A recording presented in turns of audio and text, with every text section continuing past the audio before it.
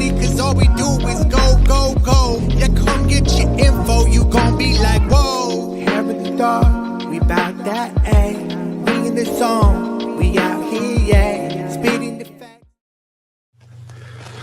Good morning, everyone. Welcome to Hair of the Dog. I'm Andy Kennedy, and it is midweek. We're going to try to get you over the hump day of Wednesday in the freezing cold during a pandemic with everything else that's going on.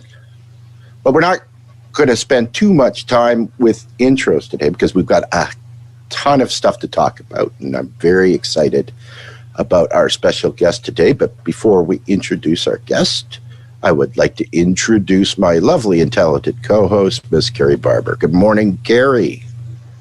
Hey, good morning, Andy. Welcome to this wonderful Wednesday. It is snowing in New Mexico, which is always a good thing. So yeah, not much going on today except, the inauguration. So that's kind of a big deal. And it's funny that what is trending on Twitter are two important things. First, Snowden is very happy that he's not getting a presidential pardon from Trump. So there's that. But that was Freudian. Steve Bannon may be getting a pardon for stealing funds from Trump supporters, which is an odd thing to pardon somebody for. But I guess if you're Trump, all you're really worried about is the money, not necessarily your supporters. So a lot of them will be left high and dry, particularly those who have been charged at state and federal levels for sedition. So rude awakening there. You break the law, you're on your own. Then with the inauguration coming up, everyone is anticipating across social media, #NotMyPresident. So furthering the divide. And honestly, we've talked about this before. A lot of the voting that happened in November was a vote against rather than for. So it is true that the Biden administration in the first 100 days is going to face probably an unrealistic standard, but that's kind of the nature of where we are. So I'd have to push back on that and say, what unrealistic to who? Good point, because for the rest of us who are living in a pandemic, who are unemployed, who are facing eviction, who have medical debt because of this pandemic and, real life, we have, I think, realistic expectations, but the bubble that surrounds neoliberal policymakers, they're not feeling it. And we know this because we're seeing so much of the pushback when we ask for something like force the vote. Force the vote got so much pushback as if we are infantile and don't understand how things actually work. So it's interesting because I'm talking to people who have lived through significant events in our history. Gentleman I talked to was at Haight-Ashbury in San Francisco and was literally shot. And he was out there for equality issues. So we forget our own history and what it took to get small steps forward. So now when we're just asking for force the vote, the condemnation of something so simple is kind of laughable. So yeah, Andy, I got to give it to you. You're always right. But yes, that is the pushback. So we'll see how it goes. I am not going to hold my breath, even though I look great in blue. Well, there's a interesting dynamic going on right now because of the pandemic and the lockdown. There's very little traveling that we can do in Ontario, right? There's only specific reasons why you should go anywhere in your vehicle, and those are, going to some kind of medical appointment or going to buy food or something that is essential and not just, driving and hanging out down at the lake or whatever, right? So there's always a worry that there's not going to be enough popcorn for us at the border watching the freak show south of us, right? Okay, I get it. we are your toothless, shoeless cousins. And boy, isn't that getting more and more true as we move forward with this? It's incredible. Yeah, sorry. Okay. Yeah. I think the most telling thing for me is when we appeared on page 6 of the Kenya newspaper going, shithole country, right? And I can't argue. I can't argue with any of that. That is where we've come. But this is not something that just happened under Trump, by the way. This is a gradual progression that we've gotten to, like the frog in boiling water. This is part of the third way Dems. This is part of the great lie of how we're going to pay for it, which we'll get into as soon as we bring on our most esteemed guest this morning. Super excited. But Andy, I'm going to give you the honors of bringing on our guests because you guys know each other from quite a bit of work that you've done in the past. Right. And Dr./Professor Fadhel Kaboub is an associate professor at Denison University in Ohio. He is also the president of the Global Institute for Sustainable Prosperity and a dear friend and a wonderful human being. I'd like to introduce Fadhel. Thank you very much for coming on our show today, sir. Thank you for having me on the show. Good morning, Andy and Carrie and everybody watching today. So we're going to get right into it because we've got a lot to talk about and a lot to discover here because we were talking earlier, we're not necessarily an outlet for progressive policies per se and explanations. But I would like to take a moment before we start, if you wanted to, we're going to talk about the job guarantee and that policy that you are pushing forward in some new ways, and if you could briefly describe what the job guarantee is. So the idea of the job guarantee came into being simply because the system we live in, the capitalist system, is characterized by technological change. And technological change means that industries are constantly upgrading, which means they're constantly moving towards more efficiency from a labor savings perspective. So new technologies usually help us produce better, faster, cheaper, hopefully cleaner, not always cleaner and safer, but it's definitely trying to displace workers almost by design. So the question becomes, what do those displaced workers from the obsolete industries do when their jobs are destroyed? And, under normal circumstances, you're told those workers, they're supposed to, get new training, new education, new skills, and move on to the new industries. So there's no automatic mechanism that actually allows workers to transition from the older industries that's been displaced to newer industries that are being created, especially workers mid-career, right, in terms of skills and education and so on. So the idea of a job guarantee is to have an automatic system in place that takes workers as they are, where they are, and does on-the-job paid training to transition into those new industries, to transition into the new economy. And because the system never automatically creates full employment, never automatically creates enough jobs in the private sector for everybody who's ready, willing, and able to work, this becomes the safety net in the labor market that allows people who actually want to work to find work at decent wages and decent benefits, no matter what's happening in the private sector. So the idea here is that we're not going to replace the private sector, we're going to complement the private sector. So private sector does what it does, right? It creates new industries, new jobs, new technology, and it hires the workers that it needs. It doesn't hire more than what a particular industry or company needs.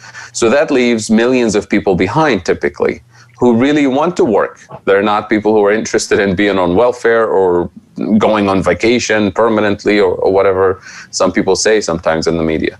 So what do we do when we have millions of people who actually want to work? The idea is very simple. We find areas in the economy and society where the private sector is not providing services, and we hire people at decent wages with benefits to do local work, maintain their skills, build new skills, acquire new education and experience in order to transition either into the new industries or to transition permanently into new service areas that the community actually needs. And the idea here is that the government is the only entity that can do this. We can't expect the private sector to do it. We can't expect the nonprofit sector to be able to absorb all the unemployed and to offer all the social services. So this is where the federal government is the entity that is capable of absorbing this. And even better, the federal government in the US, for example, does this all the time, except not in the labor market.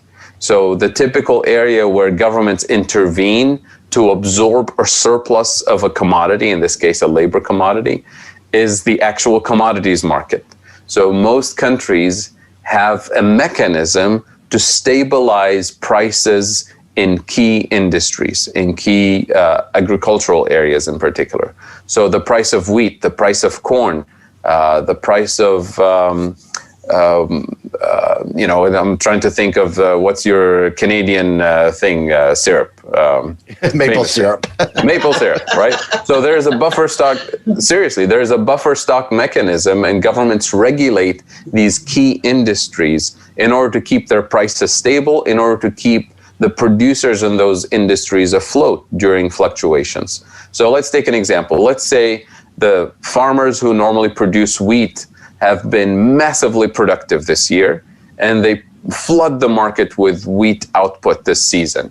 What happens to wheat prices? You have so much wheat, but not enough demand to absorb it. The price of wheat moves towards zero, right? Closer to zero. And that would ruin the farmers and the businesses that rely on that particular commodity. And that's not good for anybody, right? To destroy people's livelihood and to destroy an industry. So what does the government do? The government steps in as a buyer of last resort. And the government will buy enough of the surplus to allow the price to rise away from zero, to rise to a reasonable level that keeps it reasonably profitable for producers. Now, what do we do with that surplus? It's stored away in massive warehouses, massive caves all over the country. And it's meant to be that buffer that the government can use during bad economic times. So let's say 2 years down the road, there's forest fires, there's floods, there's drought, or whatever the conditions are. And now wheat producers are actually not able to produce enough for the economy. So we have a shortage of wheat. What happens when you have a shortage of wheat in the system? The price of wheat starts to skyrocket and causes food price inflation for consumers, which is not good either. So this is when the government steps in and uses that buffer stock that's been saved in reserves and steps in as a seller of last resort to supplement what the private sector is not able to do during that crisis. And this way, the government can keep the price of wheat reasonably low for consumers to afford it, but also reasonably high for producers to stay in business. And that's what the government does. It steps in and steps out to complement the market as needed. And the idea here is price stability. That's why we call this buffer stock mechanism a price anchor. And we do this in key areas in order to stabilize prices, in order to stabilize the economy, except we don't do it in the most important market, which is the labor market. The most important market is not the market for wheat or corn or meat or whatever other commodities different countries stabilize. So it's very simple. The government steps in to complement what the private sector is not doing. So when the private sector hires millions of people and leaves 25 million people unemployed, the government steps in and hires those 25 million people during a recession. What are they going to do? We're not going to tell them move to San Francisco, learn how to code, because that's where the jobs are. We're going to tell them, you stay where you are, you do on-the-job paid training for services that are undersupplied or completely not supplied by the private sector in your community. So that, goes into areas that include environmental issues, caring for the planet, caring for kids, caring for the elderly, caring for people in general. Areas that are typically provided by the nonprofit sector, by charities, and these charities typically, they tend to be, they need funding and staff the most during bad economic times. And guess what? During bad economic times, they lose funding too. So here we provide kind of a matchmaking process at the very local level where communities will decide these are the things that we need that the market is not providing, that the state is not providing, that the city is not providing, at least not providing enough of. And these are the skills required to perform those tasks. And if the skills needed match the skills of the local unemployed population, then we have a match and we can actually get this done with funding from the federal government. And if the skills don't perfectly match the needs of the community, then this is an opportunity for on-the-job paid training. And this way we have permanent full employment no matter what's happening in the private sector.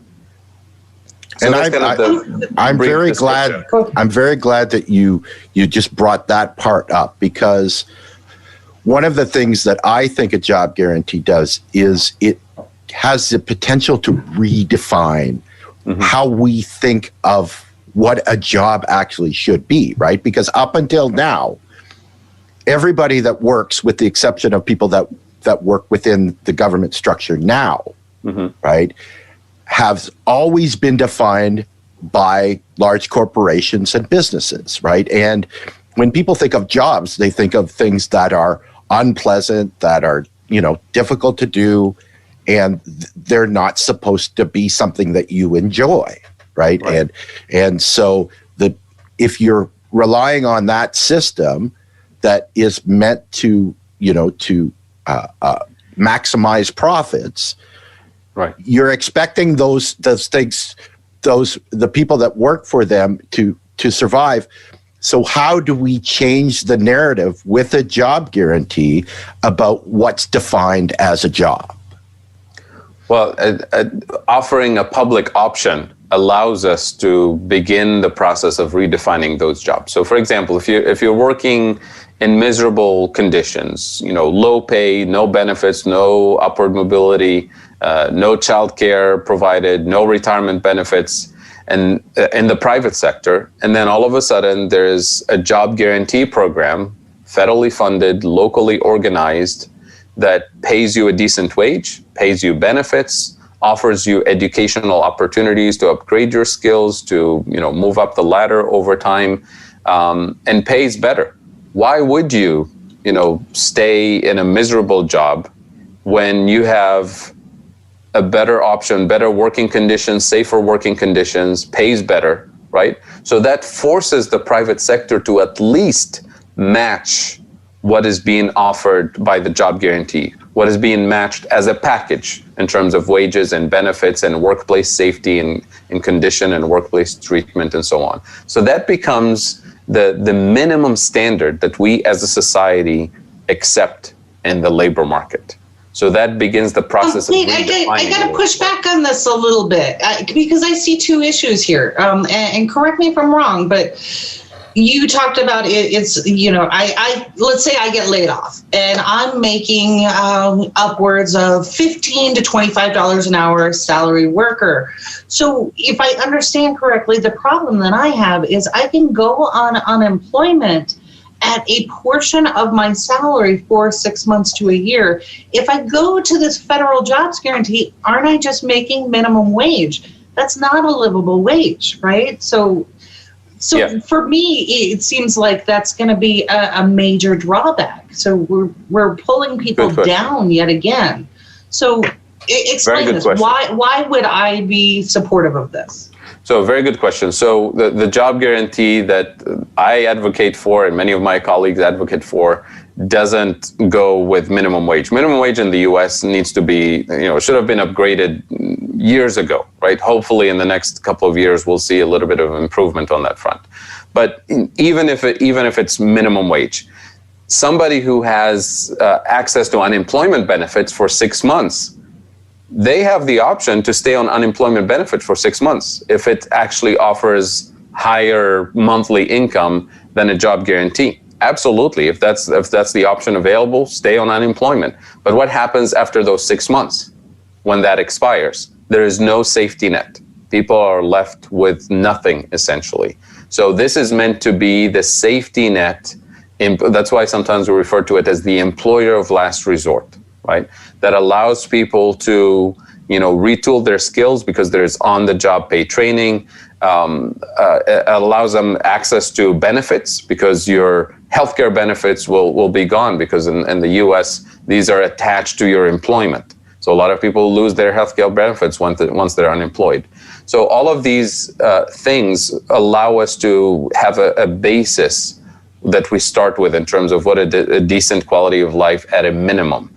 The other thing to keep in mind is that when we have a permanent full employment program, like a job guarantee program, it creates a whole different macroeconomic reality in the sense that businesses who are about to plan an expansion, for example, expanding, opening a new store or expanding their production, they face the uncertainty of the future. And the uncertainty of the future is about, will I have the same level of customers or more customers in the next 6 months, 2 years, 3 years? We simply don't know. We can't predict the future with perfect certainty. And the level of expected demand as a result, it will be the level of expected profits for a particular company, depends on how many people will actually maintain their jobs in 6 months and 2 years and 3 years. And we simply don't know that. It's uncertain.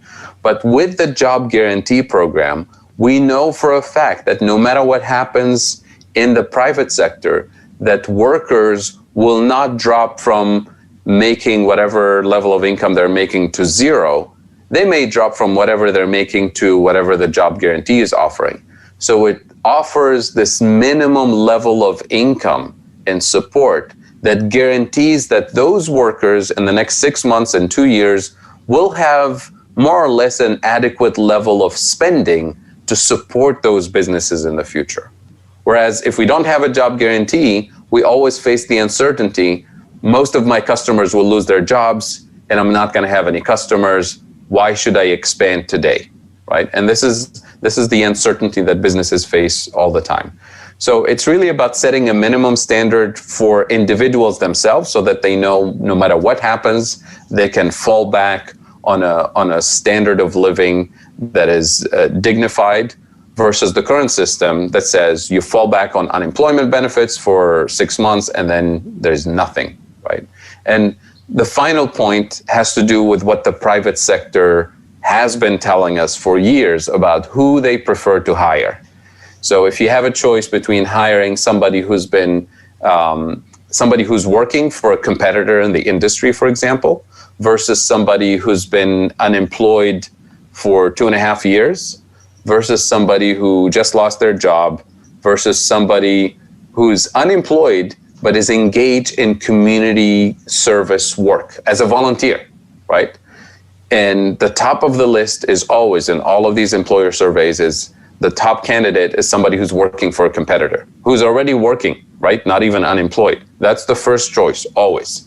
The second choice is somebody who's unemployed, ideally recently, but is still engaged in economic activity as a volunteer. Why? Because being engaged in volunteer work or work of any kind means that you're sharp in terms of your social skills, means that you're motivated, means that your skills are being maintained. We have tons of studies showing that the longer the unemployment period lasts, the more the skills, professional skills and technical skills deteriorate. And this is true for any human being. You stay away from, practicing a foreign language is just, it becomes rusty, right? So what the job guarantee does, it offers you this automatic system that allows you to maintain your skills, sharpen your skills. And after, 3 months or 6 months or whatever it is that you're doing that, you have a letter of recommendation from a supervisor, you have something to show for it.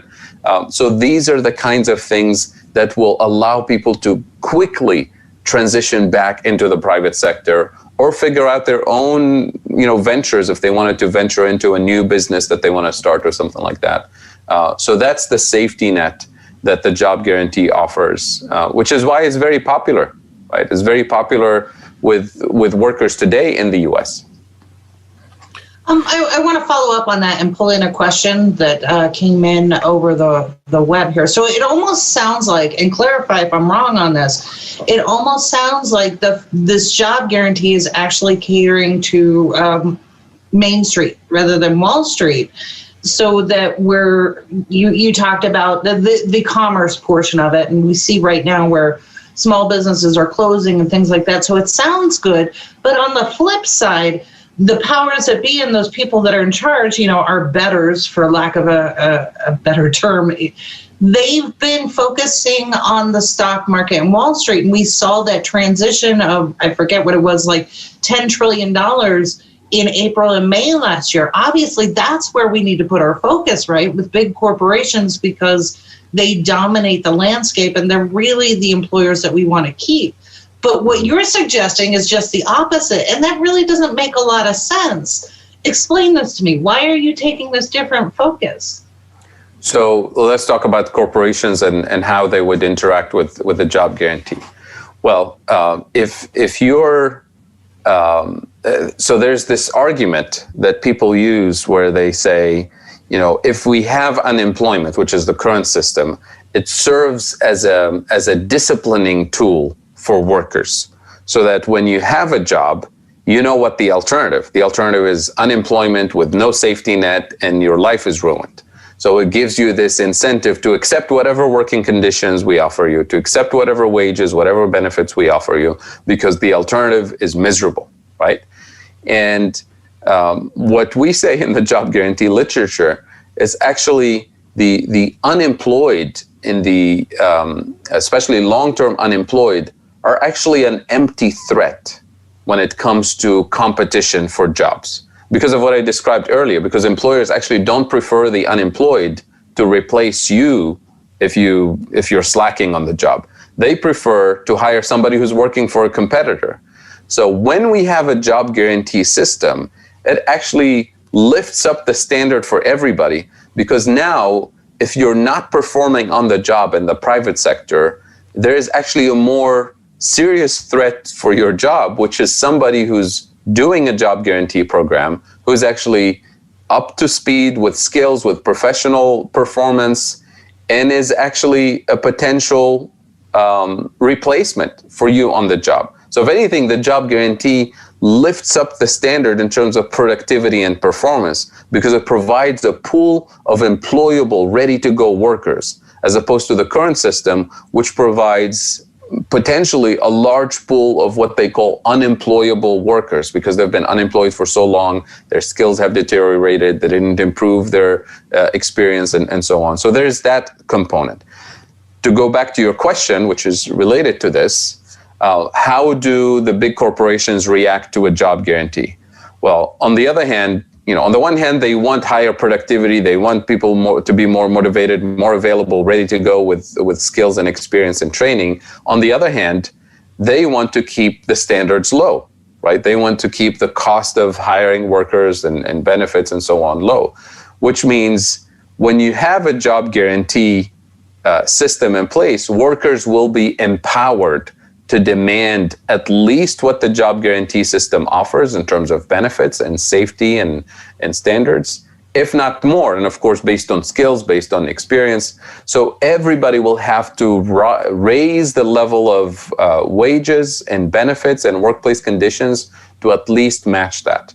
And that means for a company like Walmart, for a company like Amazon, it means redistributing from the top, from the CEOs and shareholders, down to their workers. Otherwise, they lose their workers, because their workers will prefer a community development job guarantee that offers better wages and workplace conditions than an Amazon warehouse. So that's the threat for corporations. They see this as a permanent pressure point to force them to offer decent wages, decent benefits, and redistribute from shareholders to their workers. So we as a society, why would we oppose that if it offers a decent level of wages? So as a corporation, now you have an additional cost of doing business, right? Because that's the way they see it. So how do you pay for it as a business, as an Amazon? You either redistribute from the top, right, to offer better wages for your benefits, so fewer, revenues for your shareholders and so on, lower. When I say lower, they're still going to get millions, right? Lower, salaries and bonuses, and for top executives. The other option is to figure out a way of reducing your labor cost over time, which is technological innovation. So instead of delivery people and workers in the warehouse, you get robots to do it, right? You get drones to do it.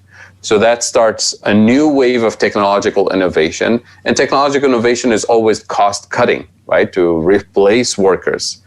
And when we have that, we as a society have to think about this. And a lot of people say, oh my God, the robots are coming. They're taking away our jobs. We need to stop the robots from happening.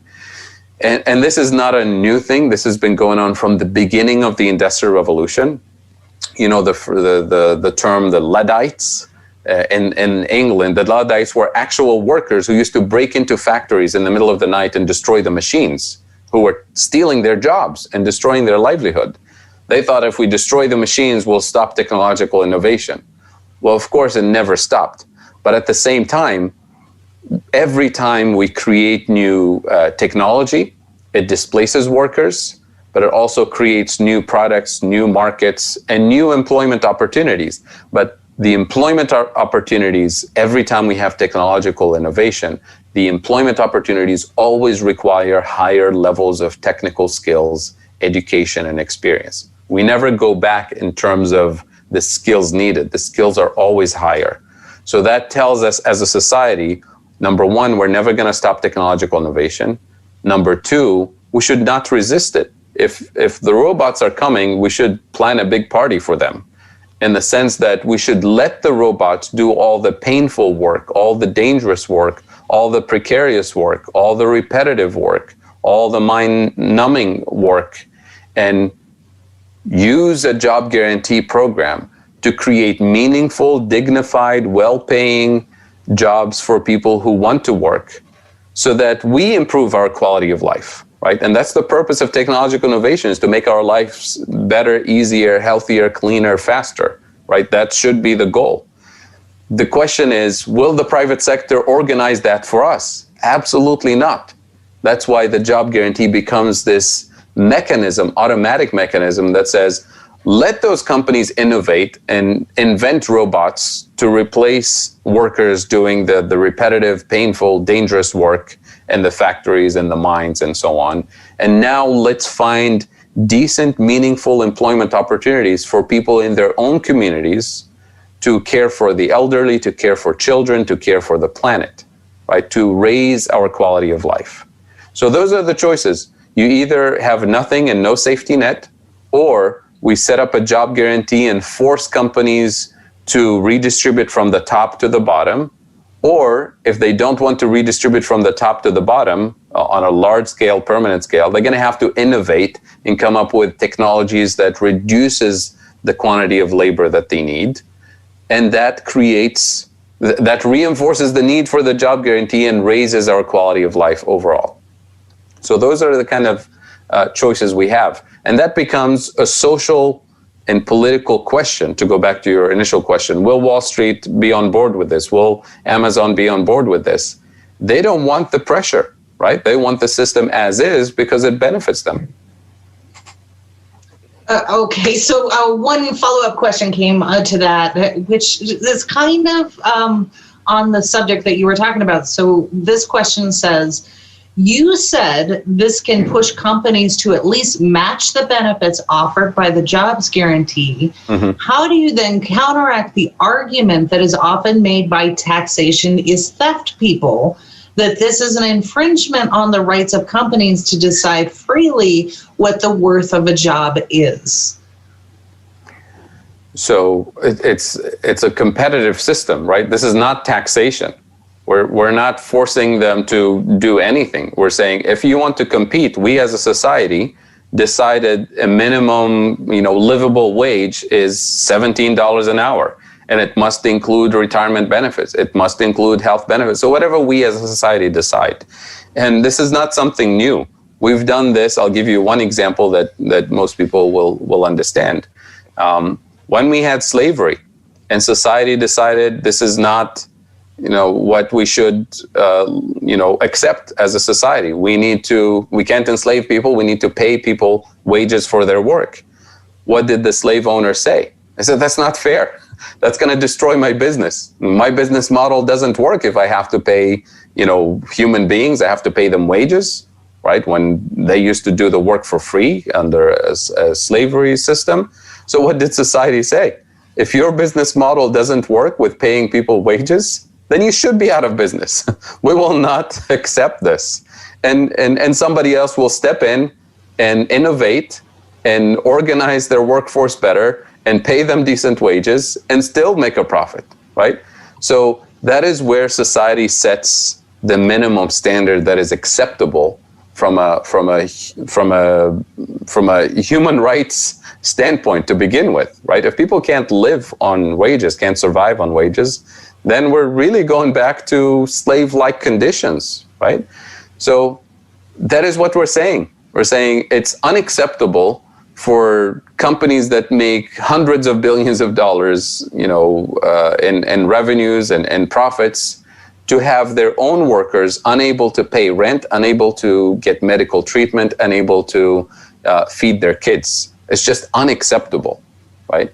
Especially when the technology is there, when the resources are there, when the money is there, when they can actually afford to redistribute from shareholders to workers, right? And the additional benefit of paying workers a decent wage from a macro perspective, forget about the social and humanitarian perspective. From a macro perspective, what do workers do with their income? There's an old phrase from a famous economist from the 1930s and 40s, where he said, workers spend what they get, and capitalists get what they spend. So workers, whatever you pay them, they spend it, right? Because it's relatively low. They spend all of their income on consumption, right? And capitalists get what they spend. Capitalists as a group, whatever they spend on wages, whatever they spend in terms of investment, building businesses and so on, they get it back in revenues. They get it back in profits, right? As a group, right? Some capitalists fail, obviously, here and there. So because workers spend everything they get, they spend it back into the economy, it goes back to the capitalist class. So it's a win-win situation. You pay your workers a higher wage, you give them stronger purchasing power. What are they going to do with it? They're going to go out and spend it in businesses that capitalists own. So think of a couple of years ago, actually, Walmart did this without any government regulation. Walmart decided to raise their wage to, $10.50 or $11, and they give their workers a bonus, right? An annual bonus. It was a big PR thing. People were, going crazy about it, that, look, the capitalists are doing the right thing finally. Well, what did those employees do as soon as they got their bonus? They work at Walmart. They turned around and bought more groceries and more things from Walmart. So that was a boost to Walmart's business. They handed this bonus, they got this big PR splash, and then they got more sales and revenues out of it too. So that's what I'm talking about here. Right.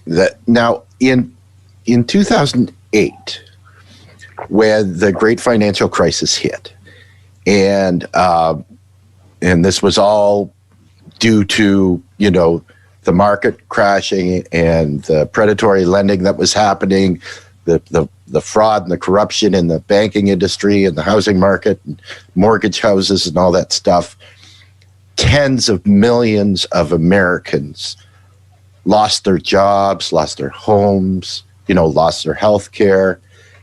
It was a horrible time in the history of the United States in that time. Imagine what would have happened had a job guarantee been in place when that happened, right? Exactly. I mean, it's so the job guarantee is not a silver bullet that's going to solve all of our problems, right? But it means that you don't have to go on food stamps. It means that you don't have to starve. It means that you don't have to become homeless because you have no source of income to pay rent.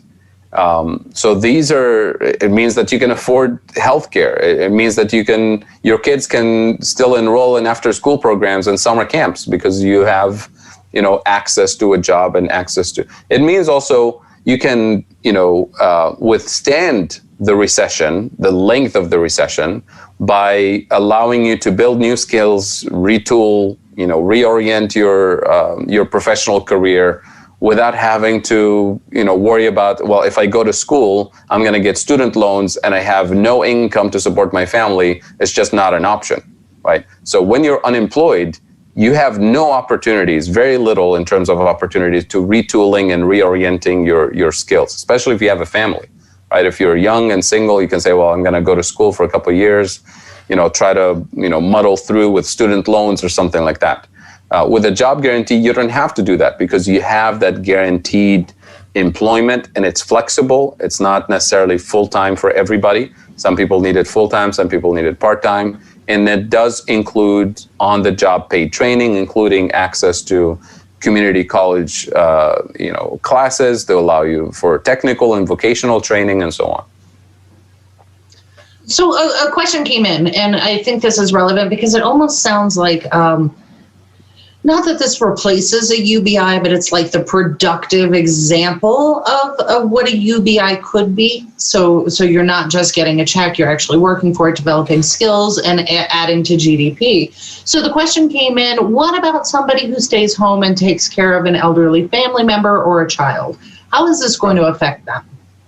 So I've said this many times, and I think most of my colleagues in the MMT, modern monetary theory community, agree that what we should have as a society, as in the United States, because we can afford these things, is number one, what I call universal public services. So education, health, transportation, public parks, you name it, all of those things. Then the next layer is a job guarantee for people who want to work, right? Because we have a lot of people who want to work. And then the third layer is a generous income support. Think of it as expanded Social Security benefits for people who can't work, right? So where does this particular example fit in? People taking care of an elderly parent or taking care of children at home. That's that unpaid kind of home care work. To me and to most of my colleagues in the job guarantee literature, that's a job guarantee too, right? So taking care of an elderly parent, taking care of children should be paid as a job guarantee service with decent wages and benefits, including retirement benefits and so on. Because it's not fair for somebody to do the most valuable work to society, to their community, to their family, to be excluded from the labor market for the first 10 years or so of the life of their children, or for the last 10 years of the life of an elderly, family member. Just because they're doing the right thing, they get penalized by the private sector, by the government, by not having any source of income and any recognition that this was valuable work that can allow them to transition back into the labor market later if they decided they wanted to do that. During a pandemic, some people ask me, well, during the pandemic, we can't have a job guarantee and people working. Well, the most important job we ask people to do during the pandemic is to stay home, right? And that's a job guarantee in pandemic mode. That's the most valuable thing you can offer society, is to stop spreading the virus. And if you can work remotely, you can do it. If you can't work remotely, then that's the valuable job you're doing, is you're keeping your community and your family and the rest of the country safe. So these are the ways I see this. It's a system that's designed not to leave anybody behind, because we have millions of people who want to work but can't find anything in the private sector. We have a climate crisis. We have a care-giving crisis in this country, and this is pre-pandemic, obviously, not just during the pandemic. And yet we're saying, there's nothing we can do about it. We have millions of people who want to work. We have the need for it. We have the resources. And it's just this matchmaking process that the job guarantee does in a way that creates this safety net for the entire system. Right. And the other thing I think that we want to clarify as well, that if we understand the macro behind this and the fact that the United States can basically pay for any situation like this, is that if you're going to, let's say, part of the progressive agenda is the Green New Deal, which would need a massive amount of people working to make the changes to switch systems from the fossil fuel to renewables, right? Mm-hmm. That's going to require a huge number of people. And we could say that, okay, well, why don't we use a job guarantee to employ people in those fields to make that change? But the other part of that you could say is that, well, no, what we could do is the government could just hire people to do that, separate from the job guarantee, right? Because of, if we need skilled people to do that, to work for the government to make those changes, then you just hire them. You don't call it a job guarantee. You just hire those people to do that. And that's something that goes part and parcel with the job guarantee, correct? Yeah, absolutely. This concept of a just transition, especially as we should be transitioning into renewable energy, green infrastructure, and so on.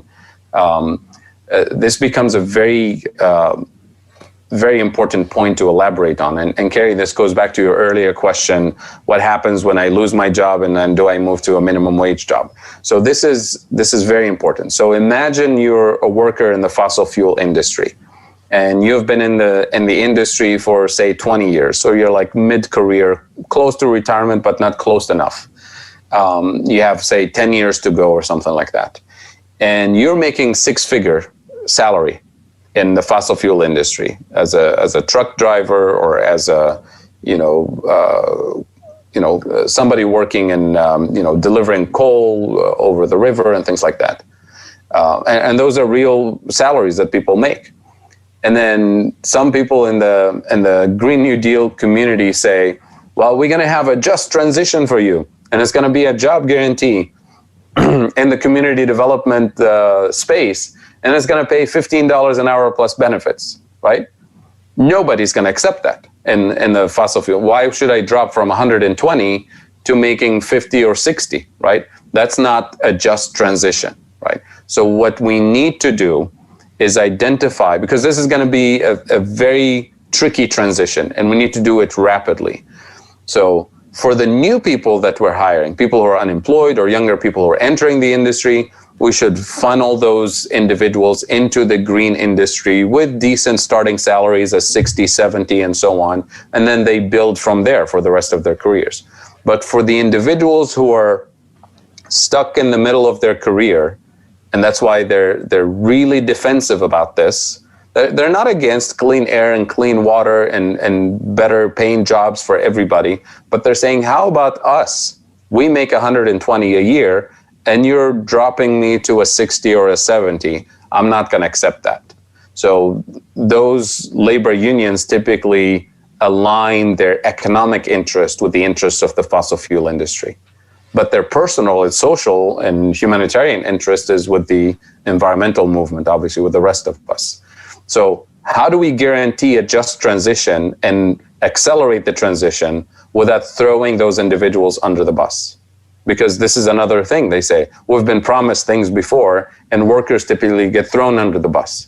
So what we need to do is have the federal government guarantee that transition with the same salary and benefits package. Doesn't have to be just salary, but retirement benefits, healthcare benefits, whatever additional benefits are included. Say we're going to guarantee this transition if you move from the fossil fuel industry to solar or wind or other industries that we're developing under the Green New Deal. And we're going to grandfather in those individuals with current levels of wages and benefits and so on, so that their economic security is guaranteed until retirement and post-retirement. Then we worry about the younger people who are entering the industry. As those fossil fuel jobs get eliminated, they're early in their career, they're gonna be offered the newer jobs in the greener industries with a much broader benefits package, which includes health, which includes education, which includes childcare, which includes retirement benefits. Because with the Green New Deal, we're redoing the entire socioeconomic ecosystem that goes with the job, right? So I think that's the fairest thing, and it's not reasonable to expect that businesses are going to do this for their workers. They're not going to do it unless the federal government, applies pressure and foots some of the bill to make sure that none of those workers are thrown under the bus and told, well, here's a $60,000 job, take it or leave it. So this almost sounds like, this is a bad example, I get that, but it almost sounds like the FDIC deposit insurance for banks that the government guarantees is now that same principle being applied to wages for the private employee. So that's not a bad thing. But then the pushback on that is when we saw the advent of Obamacare and ACA, you had the federal government pledging 90% of the cost for expanding Medicaid within the states. And you had state leaders say no. So all of this sounds great. Yeah. It's not already a plan for a reason. How are you going to overcome the obstacles? So in the U.S., we have this, hodgepodge system of unemployment insurance that differs from state to state. And we've seen this in recent months with the pandemic, when the federal government wanted to step in and provide additional unemployment benefits. It was a tricky exercise to figure out which state does what and how much. Same thing with healthcare, the way we provide Medicare. It's these things that are funded by the federal government, but then organized or applied differently in different states. We need to have, we need to have a coherent, smooth, consistent mechanism for the jobs transition, for healthcare, for all of these benefits, for unemployment benefits and so on. So the fact that it was done that way during the pandemic, it was done that way during the transition to Obamacare, should mean that we should double our efforts to eliminate those inconsistencies. Otherwise, it's going to be people, thrown under the bus and suffering the consequences. The good news is that the workers in the fossil fuel industry, at least in mining, for example, it's a relatively small number of people for the size of the U.S. economy. So we're not talking about dozens of millions of workers. In coal mining, we're literally talking about less than 50,000 workers, in a few states. So we have to, micro-target where this economic activity happening and where that transition is going to be the most painful for workers, and make sure that the transition happens in a fair and just and dignified way. It's going to be more challenging in the trucking industry because it's all over the place and it's lots of workers and so on. But it doesn't mean it's impossible, right? Guaranteeing the transition. The other thing is that we're not going to get rid of trucking in the next 3 months, right? It's going to be a transition. We're going to have to build the alternative infrastructure for it. And that alternative infrastructure will have to absorb quite a bit of the trucking business. And then again, it's going to vary based on, how far are you in your career? What's the overall benefits package that you get right now versus what you get under the new program? So you may be making 6 figures in terms of income, but have very little in benefits in terms of health or retirement or educational benefits. So we can compensate. So under the new system, you may be making 95, but compensated with more generous benefits and support system, right? This way, the overall, quality of life transition is comparable when you compare the full package. And there's also, we wanted to mention that it's not just those industries that are going to potentially change, right? When we talk about progressive policies, there's an entire, industry of people that work in the healthcare or the health insurance industry, right? That billing and paperwork, right. That if we're talking about advocating for Medicare for all, that all of those people potentially could lose their jobs, and so that just transition also, will be a safety measure for those people as well. Absolutely. And so the key industries are fossil fuel and healthcare, but all industries are always on the table because technological innovation always requires higher levels of skills and education, always moves towards labor-saving technology. So all industries are always on the move, which means we have to have this permanent program, not just for healthcare, billing and paperwork, employees in the healthcare industry or fossil fuel industry during this big transition. It's going to be needed no matter what. We always need a job guarantee to help people transition.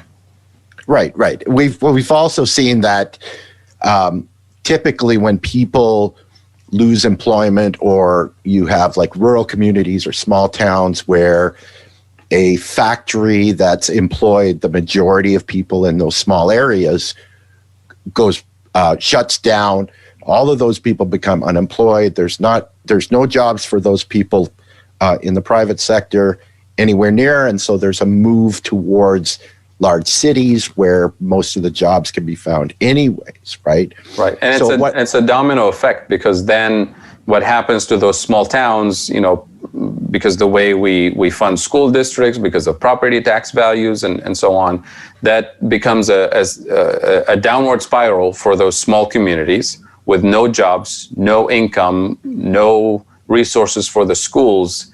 That downward spiral starts. And then in the larger cities, you have more pressure on housing, more pressure on schools, more pressure. So housing becomes more expensive, schools become more crowded, and so with the job guarantee, it allows workers to stay where they are in their own communities. It allows the property values to be maintained. It allows the school district to have the same level of funding and resources and teachers, and it allows for less pressure on housing, on resources in the larger cities, which means cost of living in larger cities will be more reasonable. And cost of living in rural areas, which is attractive, becomes an advantage for smaller cities to attract business, to attract economic activities, or to attract teachers and doctors, because you have the resources, you have the income in the community, so that you have nicer restaurants, so that you have better entertainment and better after-school programs. And that's what attracts families and communities, right? Especially for workers who can do remote work, who can be working from any city. And we've discovered this during the pandemic. A lot of people moved from the big cities to rural areas, or moved back home, right, to their family home or whatever, and they can still do their work. Now imagine if those same workers who are now working remotely from a small rural area in Ohio instead of New York City, imagine if they actually have, a community where there's entertainment and restaurants and schools and after-school programs and broadband infrastructure and a great hospital system. They're going to think twice about moving back to the expensive city, to the crowded areas, for a variety of reasons, right? And that allows us to depressurize the entire system and kind of stabilize economic activity across the board, as opposed to having these handful of larger cities where the opportunities are, and then a downward spiral of economic insecurity, which feeds into fewer resources for schools, which feeds into the opioid crisis, which feeds into so many other problems that we see all over small towns and the deindustrialized Midwest, in particular, where I live here in Ohio. And imagine having the ability, if you are in a lousy job, or you had to move because of your employment, or you're in an abusive relationship and right. You're locked into a situation where you can't leave because it's expensive to move. And if you want to move to a different place, when you get there, you have to find a job. Imagine if we had a job guarantee where it didn't matter where you were in the U.S., that the federal government guaranteed you a job wherever you went to. That would allow people to leave situations that were bad or abusive or things like that. Absolutely. And I'm glad you mentioned this, because the other thing that the hidden cost of unemployment is massive, and it's hidden because most of us don't usually think about it. But there's tons of studies, not just in the US, all over the world, that show that every time we have high levels of unemployment, we have high levels of depression, anxiety, suicide, domestic violence, child abuse, crime, and additional costs for prisons and courts and police and guards and all of that. So all of what the job guarantee does is not going to solve all of those social problems, but it will substantially reduce the cost, the hidden costs, financial costs, but also emotional cost, emotional pain to individuals and communities and societies. So that's the massive, benefit of the job guarantees, in addition to the macroeconomic effects, the productivity effects, and all of that. It's just the quality of life effects. And when people say we can't afford it, it's too expensive, you start crunching the numbers for the cost of incarceration, the cost of the opioid crisis, the cost of domestic violence and child abuse and all of it, just financial costs. And it turns out that the job guarantee is actually dirt cheap compared to what we're already paying, right? So we're already paying for all of these costs. What we're saying is, let's pay less and get more of social and economic benefits under a job guarantee program. I don't think anybody will oppose that. No, absolutely not. So, Carrie, we're getting towards the end of our show, and I've only talked about half of what I wanted to. Yeah, we've got to have you come back. And I just want to make this point because I went through, I tried to find the best objections, reasonable objections to this proposal. And I kept going back to Wall Street Journal and Forbes. That is where the biggest objectors are. And for a progressive, I recognize who they're talking to. And they're not talking to somebody like me, who is, a small business owner, disabled, and trying to make ends meet. So we need to have that conversation about where this pushback really is and what I can do. If I favor this program, and it sounds pretty good, if I favor this program, what can I do to enact this change and to start pushing back on this? And you're right, Andy, we haven't even scratched the surface. So I have to add one more thing before we close today. Otherwise, somebody's going to post this in the comments. Well, and I'm glad you reminded me when you said small business. So we've talked about the Amazons and the Walmarts, and they can certainly afford it. They're not gonna go bankrupt when we introduce a job guarantee and when they have to raise their standards. But how about small businesses, right? If you have 3 or 4 employees and you're paying them minimum wage, how can you afford to compete when the wage now and benefits package is much higher? So again, in the U.S. we have this, difficult situation where the minimum wage has been so low for so long, and it's just unacceptable to do that. So it's going to be a big jump, a big transition. And it's not reasonable to accept that all small businesses will be able to afford this transition quickly. So the most important thing we should do for small businesses at a certain threshold of size of employees and so on is to exempt small businesses from the most burdensome taxes that they have to pay, which is the FICA tax at a minimum. That's a tax on the employee and on the employer, right?